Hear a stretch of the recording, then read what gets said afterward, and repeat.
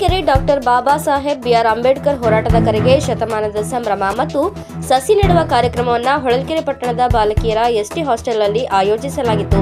ಕಾರ್ಯಕ್ರಮದ ಉದ್ಘಾಟನೆಯನ್ನ ಹೈಕೋರ್ಟ್ ನ್ಯಾಯಮೂರ್ತಿಗಳಾದ ಎಚ್ ಬಿಲ್ಲಪ್ಪ ಉದ್ಘಾಟನೆ ಮಾಡಿ ಮಾತನಾಡಿದ ಅವರು, ಈ ಸಮಾಜದಲ್ಲಿ ಅಂಬೇಡ್ಕರ್ ಜೀವನವನ್ನ ನಾವೆಲ್ಲ ಅಳವಡಿಸಿಕೊಳ್ಳಬೇಕು. ಅವರ ಗ್ರಂಥಗಳನ್ನು ಓದಿ ತಿಳಿದುಕೊಳ್ಳಬೇಕು.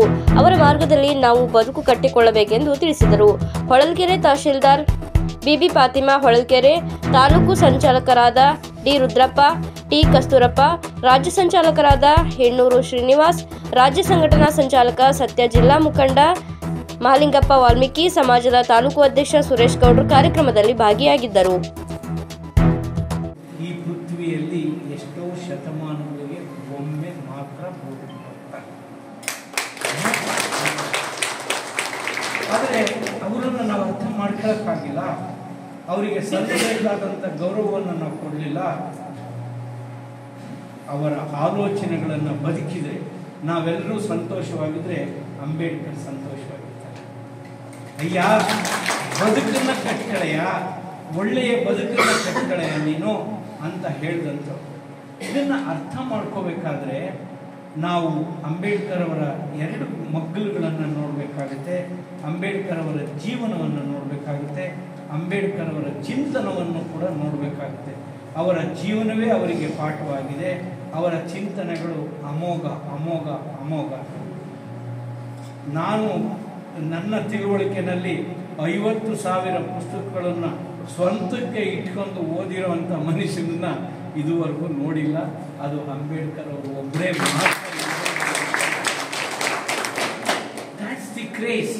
ಅವರಿಗೆ ಪುಸ್ತಕ ಅಭಿಮಾನ, ಪುಸ್ತಕದ ಬಗ್ಗೆ ಕಾಳಜಿ ಅಷ್ಟು ಅಪಾರವಾಗಿತ್ತು. ಯಾಕೆಂದರೆ ನಾನೇನು ಕೊಟ್ಟೇನು, ಏನು ಒಳ್ಳೆಯದನ್ನು ಕೊಟ್ಟೇನು, ಏನು ಯಾವುದೇ ಹೆಜ್ಜೆಯನ್ನು ಅವ್ರು ಹೇಳ್ತಾರೆ. ನನಗೆ ನಾವು DVG ಅವರು ಏನು ಮಂಕುತಿಮ್ಮನ ಕಾಗದಲ್ಲಿ ಬರೆದಿದ್ದಾರೋ ಅದೆಲ್ಲವನ್ನೂ ನಾನು ಅಂಬೇಡ್ಕರ್ ಜೀವನದಲ್ಲಿ ನೋಡೋಕ್ಕಾಗುತ್ತೆ.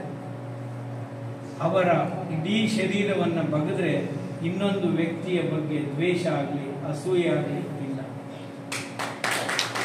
ದ್ವೇಷ, ಅಸೂಯೆ ಇಲ್ಲದೆ ಇರ್ತಕ್ಕಂಥದ್ದನ್ನು ಅವ್ರು ಹೇಳ್ತಾರೆ. I am Born as Hindu but I will not dye as Hindu.